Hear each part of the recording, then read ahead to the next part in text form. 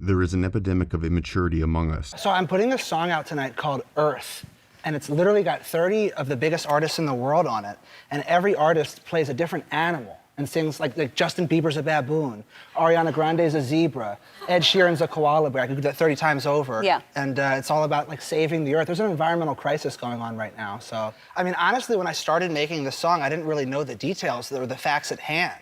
But like, we have 12 years to completely change the way we do so many things on Earth, where the damage is irreversible. Yeah. And like within our lifetime, well within our lifetime, like crazy things are gonna happen. Floods, food shortages, bad air. Yeah, yeah. Millions of people reload. It's like this, like very soon. This is the first clip that anyone has seen. No one's seen 20 seconds. That's all I can give you. All right.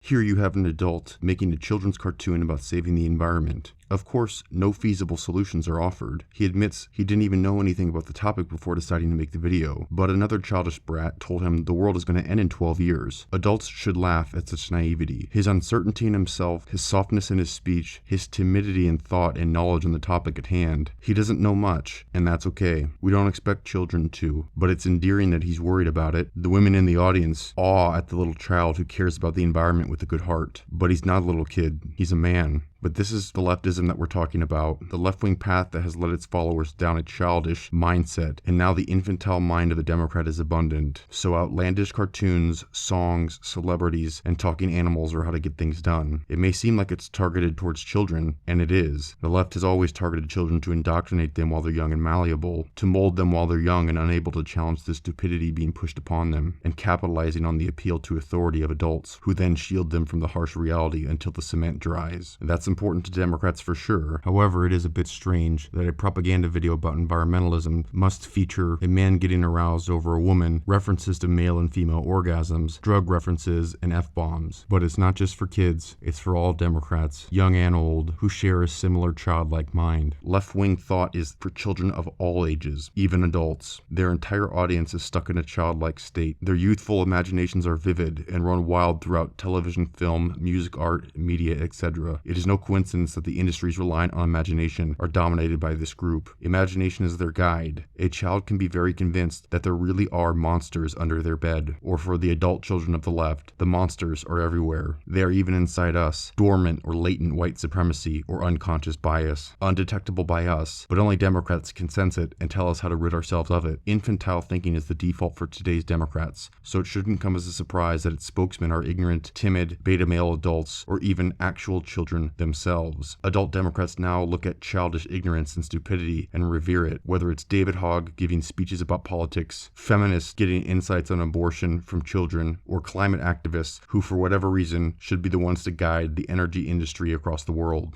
A teenager from Sweden called the Voice of the Planet is ready to cross the Atlantic on a mission to fight climate change. How would you rate the United States climate change efforts? Not very high. Why not? Because, I mean, the emissions are still rising. Greta wants all governments to cut emissions in line with the Paris Climate Accord, which President Trump has rejected. Would you meet with President Trump?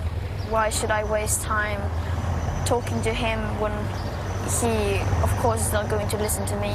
She's speaking with a very loud voice. She's so wise beyond her years and so poised. I heard her speak in Stockholm this past summer, and the room was mesmerized by this little girl. She makes you think. They express fascination with children because adult Democrats think like children. So when they see a child articulate their own childlike beliefs, they see them as wise beyond their years. She's so wise beyond her years. Yeah. Michael Faraday writes, leftists combine childlike naivety and paranoid aggression in all of their narratives. It is a remarkable and very damaging pairing. The childlike naivety protects the narrative from facts, while the paranoid aggression protects the mind from doubt. Leftism encourages and is driven by the most negative, damaging emotions. It harnesses together childish emotions and paranoid thought processes. Its narratives are a filter that reality has to try to struggle through, often failing. The childlike thinking solves all problems without pesky details and facts interfering, leading to delusions of intellectual brilliance.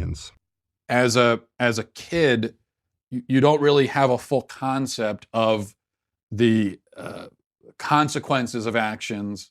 You can't see beyond the nose on your face. You can't really see, you can't quite plan it all out. Like, okay, I'm going to do this and that's going to lead to this, that, and that. Kids aren't really able to make those calculations, which is why we say that they can't They can't do things like vote. They can't buy guns. They can't do stuff like that because they don't know anything. They haven't done the work yet. And that's not their fault. They're just not old enough. They can't have done it. They can't have thought about these things for very long because they just haven't lived that long. So that's why I'm not going to a kid to learn about the world.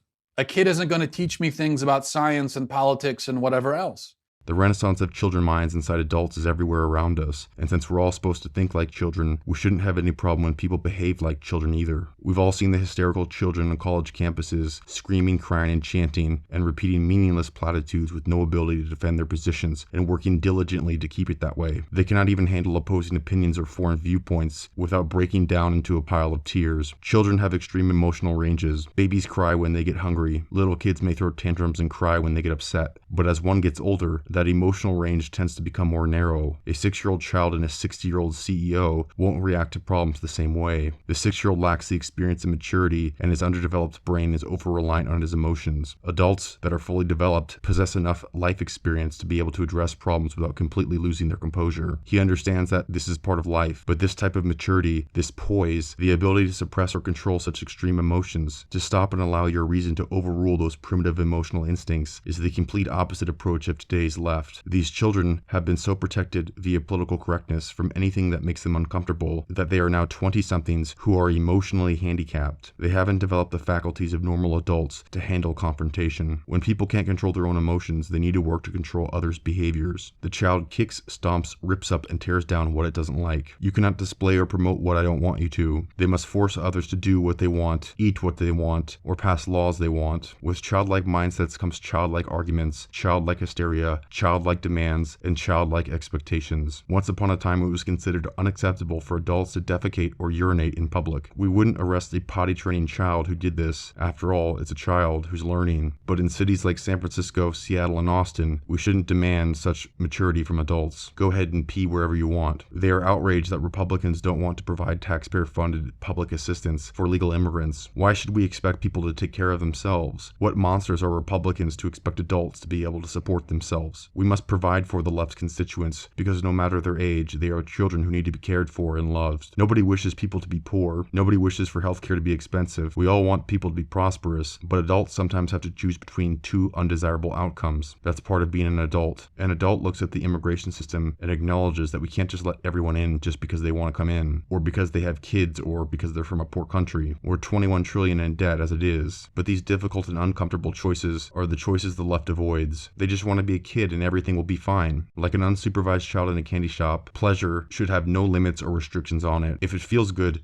do it, is the unofficial theme of the sexual revolution. If it feels good to you, then therefore, that makes it okay. Just follow your most primitive urges. No discipline required, and it is never too much. Suggesting so is the height of bigotry and intolerance, no matter what the science or reality says. It is very difficult to be committed to moderation. Children aren't good with it. It takes maturity to understand the value of moderation. But there is no trace of moderation in the modern leftist worldview. Pride Day becomes Pride Week, becomes Pride Month, and Pride Season. Drag queens provocatively dancing or twerking in front of groups of kids is perfectly acceptable. Children seldom take responsibility or blame for outcomes. It is not the fault of criminals for their crimes. It is the system. It is private prisons who must be defunded that is responsible for crime. If behaviors that they like have negative consequences, that would undermine their moral relativism that they use to promote all their behaviors. It doesn't matter what the facts say either. We teach children that certain behaviors have negative consequences. Bad behaviors have the effect of undesirable outcomes. It is racist cops in private prisons that is responsible for our overcrowded prison system. If that sounds silly, it doesn't matter because my feelings legitimize my perspective. So if I feel like I'm a victim, my perspective makes that legitimate, and so I am a victim. And you just don't understand because you're more privileged than I am. The childlike mindset of the left has been striving to remove all relationships between cause and effect. Kids don't like negative consequences for actions, and when kids run the world, consequences are removed. If I want to eat bacon burgers and milkshakes for every meal, and as a result I get fat, it is not because of me, it is because the restaurant didn't put the calories on the menu. Fat shaming suggests there could be negative consequences to eating as much fatty food as I like. But remember, cause and effect don't exist. How I see myself in the mirror is what's real. Fat or skinny, male or female, black or white. And if I say the floor is hot lava, you better not touch the floor. But with no relationship between cause and effect, the long term is not of importance. So it shouldn't come as a surprise the modern left has gravitated towards socialism. Socialism is perfect for children. Someone else will handle the difficulties of life, while you can just play and do whatever you want. Everything about socialism socialism is infantile.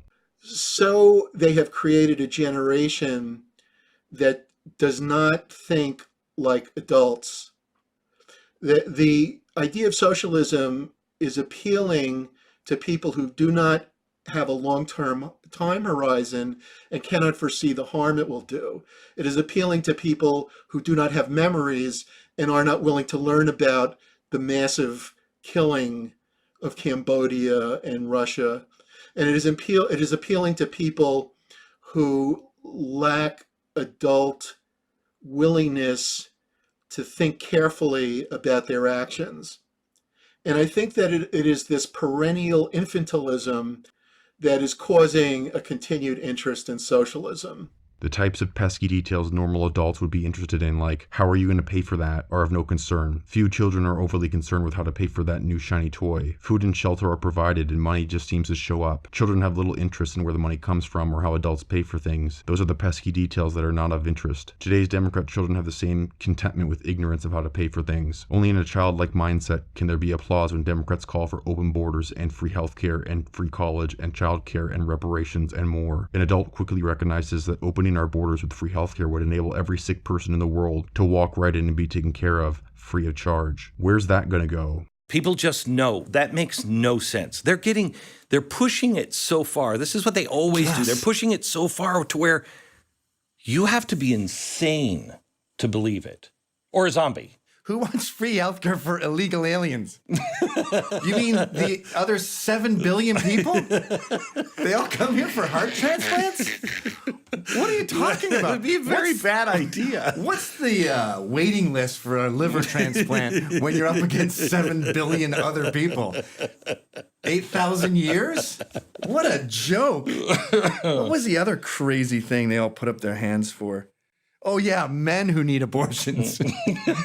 A childish mind with no knowledge of socialism can take Bernie Sanders at his word when promising free healthcare in college. It's less important that he be specific about how to pay for it. I see the vision now and it looks easy and awesome. Same with AOC and the Democrat-beloved Green New Deal. Where do we get the tens of trillions of dollars to pay for this? Don't worry about it. Being ignorant of minerals does not help one dissect fool's gold from actual gold. Those things require knowledge, details, and specifics, but children aren't concerned with such things. The realities of human nature are not exactly uplifting, if not outright depressing, but children want to feel good. They aren't so much concerned with tomorrow. It takes mature, responsible, and adult-like thinking to account for how this thing today will impact us in the future. What matters is now. Democrats gravitate towards young people because they've made infantile mindsets fashionable, so it is only natural that we should lower the voting age to allow children to vote. Children already know all they need to know. All they need to do is follow their primitive instincts of easy, free, and pleasure. Young people have no idea what happened in the Soviet Union, so they have no idea where socialist ideas could lead, and they're not really worried about it. They don't really need to know either. They are progressive ideas, forward thinking. Make America great again is about the past, but wisdom doesn't come from the future. One does not get wise by being ignorant of the past, as he is vulnerable to the same pitfalls of others that came before him. Adults, having learned from the past, are capable of avoiding future landmines, but children lack such experience and rely on the wisdom of adults to teach them to avoid similar mistakes. But when the infantile mind of Democrat politics has infected educators who promote past historical failures or just rewriting the historical text altogether, they remove all wisdom and experience that a mature mind normally possesses. History is filled with pain, suffering, famine, war, destruction, greed, and so on. Nearly all of the world's history is dark and ugly. The negative emotions that come from this are the types of emotions children wish to avoid. So what the childlike mind does to avoid the bitter taste of reality is opt for focusing on the warm and fuzzy image of the future. They will say Republicans don't care about the future. They are looking backwards. If Republicans thought about the future, they would do whatever they can to stop global warming and pass the Green New Deal. Conservatives are looking forward while also keenly observant of the past. We've seen massive government programs by Democrats before, and we've seen the failures of the welfare state. We've seen government fail us time and time again. Our knowledge of the past is what gives us wisdom to make decisions in the future. And we know whenever Democrat programs fail, the answer is never to peel it back and disband it. The solution is always the government didn't have enough power. And so the only explanation for the failure is